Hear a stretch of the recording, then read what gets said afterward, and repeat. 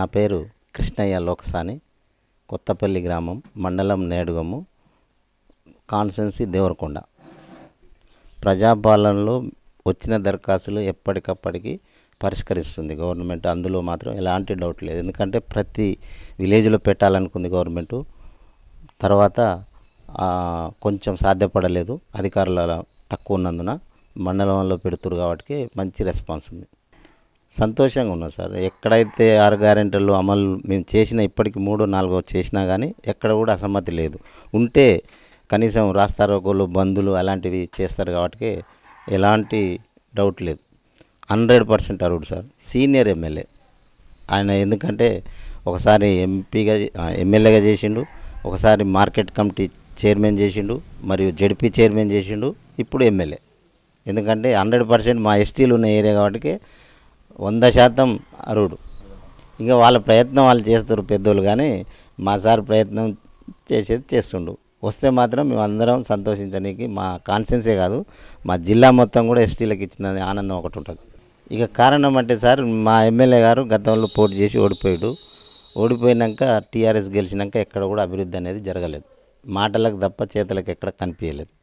అది మాకు కలిసి వచ్చిన అవకాశం. దానికి తోడు ఏంటంటే మా ఎమ్మెల్యే గారు ఏదైనా ఒక పని చేయాలి అనుకుంటే మాత్రం వదిలిపెట్టే వ్యక్తి కాదు. అది చేసిందాక తీరుతాడు.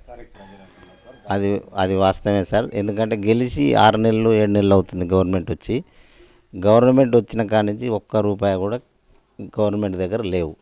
కేసీఆర్ గారు మొత్తం అప్పులు చేసి మామూలుగా దివాళా తీసిన రాష్ట్రాన్ని మాకు అప్పచెప్పిండు తప్ప అది కూడా చేయాలంటే కొంచెం టైం. ఎందుకంటే ప్రజలకు ఏదైతే రుణమాఫీ అన్నారు కాబట్టి గవర్నమెంట్ కాన్సెప్ట్ మొత్తం రుణమాఫీ మీద పెట్టింది. రుణమాఫీ చేసి తీరింది. మిగతా చిన్న చిన్న విషయాలు కాబట్టి ఇది 100% చేయగలుగుతుంది. ఈ కళ్యాణ లక్ష్మి కూడా ఇప్పుడు ₹1,00,000 ఇస్తున్నాం. దానికి తోడు 1 తులం బంగారం ఇస్తుందని గవర్నమెంట్ చెప్పింది. అవి కూడా అతి త్వరలో చేయబోతుంది. పూర్తిగా అంటే సార్ అది ఇప్పుడు సెకండ్ విడతనే చేసిండు, 3వ విడత కూడా ఉంది. ప్లస్ కొన్ని టెక్నికల్ ప్రాబ్లం. ఎందుకంటే ఫ్యామిలీలో 2 ఉన్నారు, 2కి లోన్లు ఉన్నాయి. అవి ఎటు కాకుండా ఉన్నాయి కాబట్టి అలాంటి టెక్నికల్ సమస్యలతో కొంతమంది కాలేదు. అది కూడా 10% కూడా ఆ సమస్య ఉన్నది తప్ప పెద్దగా ఏం లేదు. దానికి తోడుగా గవర్నమెంటు ఎవరైతే రాలేదో వాళ్ళు అగ్రికల్చర్ ఏఓ గారిని కలిసి మీరు దానికి సంబంధించిన డీటెయిల్స్ ప్రాబ్లం ఏందో తెలుసుకొని ఇవ్వమని చెప్పారు. అవి కూడా అవుతాయి సార్. ఇప్పుడు మాకు మెయిన్ ఏంటంటే ఇక్కడున్న రైతులు అగ్రికల్చర్ మీద బాగా ఆధారపడి ఉంటారు సార్. ఇక్కడ పరిశ్రమలు కానీ ఎలాంటి ఇండస్ట్రీలు కానీ లేవు. దానికి తోడుగా ఈరోజు పట్టుబట్టి నకలగండి ఎప్పుడూ ఆగిపోయిన ప్రాజెక్ట్ని కూడా 600 కోట్లతో పని స్టార్ట్ చేస్తారు వితిన్ త్వరలో, షార్ట్ పీరియడ్లో. నిన్న బడ్జెట్ కూడా ఆమోదం పొందింది. ఆ యొక్క నకలగండి ప్రాజెక్ట్ చేస్తే మాకు ఇక్కడ లిఫ్ట్ ద్వారా మన పెళ్లిపాకులో నింతాయి. పెళ్లిపాకుల నుంచి మా మండలం సస్యశ్యామలం అవుతుంది. ఇది గవర్నమెంట్ క్లారిటీగా ఉంది. 3 సంవత్సరాల్లో 30 నెలల్లో చేసి తీరుతామన్నారు. అది వస్తే మాత్రం ఇక మాకు రైతులు ఇక్కడ ఇంకో పార్టీని కూడా ఆదరించరు. ఇక ఇప్పుడు గవర్నమెంట్ అలాంటి డిసిషన్ అయితే ఏం తీసుకోకపోవచ్చు సార్. ఎందుకంటే ఇప్పుడు గవర్నమెంట్కు చేయాల్సిన సమస్యలు ఎన్నో ఉన్నాయి. అవన్నీ చేసిందాక ఇలాంటి విషయాలకి ఏం పోకపోవచ్చు అనేది మా యొక్క ఉదాహరణ. ఇప్పుడు మాకున్న రిజర్వేషన్లు అయితే మాకు పూర్తిగా ఇంప్లిమెంట్ అవుతుంది సార్. ఎందుకంటే ఎస్టీ రిజర్వేషన్ మా ఉమ్మడి మండలం ఉంటే అక్కడ 2 జడ్పీటీసీ ఎంపీపీ ప్లస్ నేడుగొమ్మ జడ్పీటీసీ ఎంపీపీ ఎస్టీ రిజర్వ్డే అయినాయి సార్. ఎందుకంటే మాకు రిజర్వేషన్ ఇప్పుడున్న ఏరియాలో మాకు సరే, నేను ఉదాహరణకు చెప్తే ఎక్కడో కాదు, మా దేవరకొండ కాన్స్టిట్యూన్సీలో ఎస్టీలకు ఉన్నదానికంటే ఎక్కువనే వినియోగించుకుంటారు సార్. అసలు పోయినసారి మండలం ఇచ్చింది గవర్నమెంట్, కానీ దానికి సంబంధించిన ఎంపీడీఓ ఆఫీసు కానీ, ఎంఆర్ఓ ఆఫీసు కానీ, పోలీస్ స్టేషన్ కానీ ఎలాంటి అధికారిక భవనాలు లేవు కాబట్టి ఒక ఎంప్లాయీ రావాలన్నా ఇక్కడికి ట్రాన్స్ఫర్ అయ్యి రాలేకపోతుండు.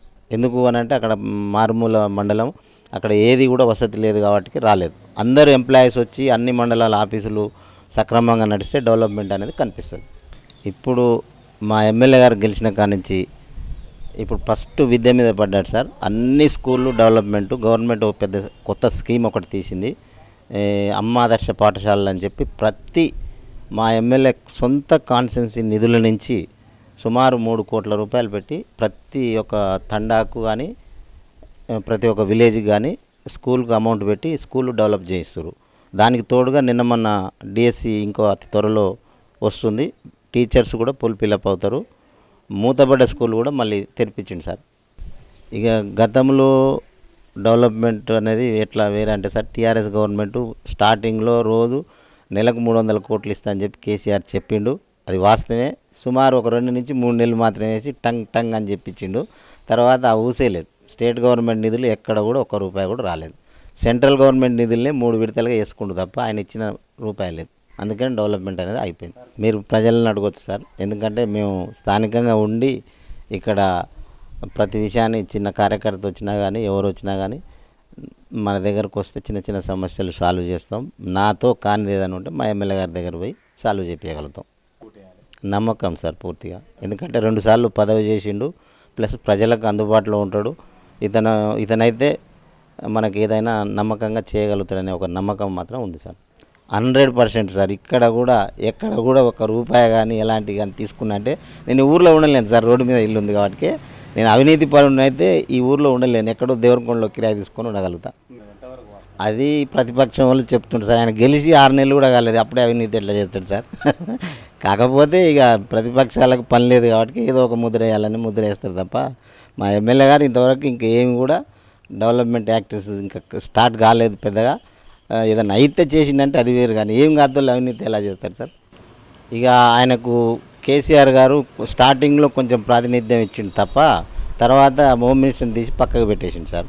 అందు గురించి ఆయన ఈ ఏరియాని కొంచెం డెవలప్ చేయాలంటే పాపం మండలాన్ని కావాలని మేమందరం అడిగినాం. పార్టీలకు అతీతంగా అడిగితే నేను ఇస్తా అని చెప్పిండు. మండలాన్ని మాత్రం తేగలిగిండు, కానీ డెవలప్మెంట్ చేసే అనే మూమెంట్లో కేసీఆర్ తీసి పక్కకు పెట్టిండు. ఆ యొక్క మానసిక వేదనతో అతను చనిపోవడం జరిగింది. ఇప్పుడు భరోసా అంటే సార్, ఇప్పుడు స్థానికంగా ఎవరైతే లీడర్లు గెలిపించుకుంటామో వాళ్ళు దగ్గరుండి పని చేయగలుగుతారు, డెవలప్మెంట్ చేయగలుగుతారు. ఎమ్మెల్యే గారు ఉన్నారు, మనకు ఎంపీ గారు ఉన్నారు, గవర్నమెంట్ ఉంది. ఏదైనా చేసేదానికి సాధ్యమవుతుంది కాబట్టి అందరూ కూడా మా కాంగ్రెస్ పార్టీని గెలిపించాలని కోరుకుంటున్నాం. ఈ మండలంలో నా ఊరికి వచ్చినన్ని రోజులు వచ్చినన్ని సార్లు ఈ మండలంలో ఏ ఊరికి రాలేదు. ఇది ప్రజలను అడిగితే చెప్తారు. ఎందుకంటే నా సెంటర్ విలేజ్. కిందికి పోయినా మా ఇంటికి రావాల్సిందే, పైకి పోయినా మా ఇంటి దగ్గర వచ్చి మా సమస్యలు ఏమైనా ఉంటే అడిగి మా ప్రజల యొక్క సమస్యలు అడిగి తెలుసుకొని పోతాడు.